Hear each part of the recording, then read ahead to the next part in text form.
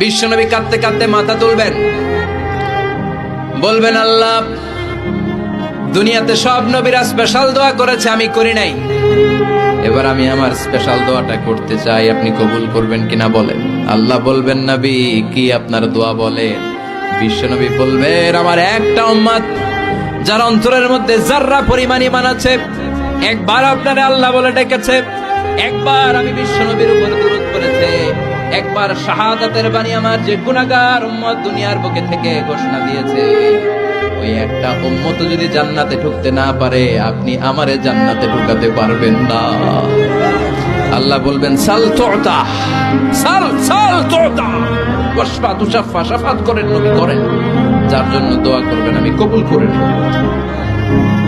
দুনিয়াতে বিশ্বনবী কম কষ্ট সহ্য করে নাই। 3 বছর শিয়াবে আবি তালেবে জেল খেটেছে। কয় বছর? দুর্ভিক্ষের বছরগুলিতে বিশ্বনবীর পেটে দানা পানি ছিল না। কলিজার টুকরা হাসান হুসাইন কই মাছের মতো ছটফট করেছে, জামিনে ক্ষুধার জ্বালায় বেহুশ হয়েছিল। বিশ্বনবী যদি ওই স্পেশাল দোয়াটা করতেন, জান্নাত থেকে খাবারের বস্তা পাঠিয়ে দিত।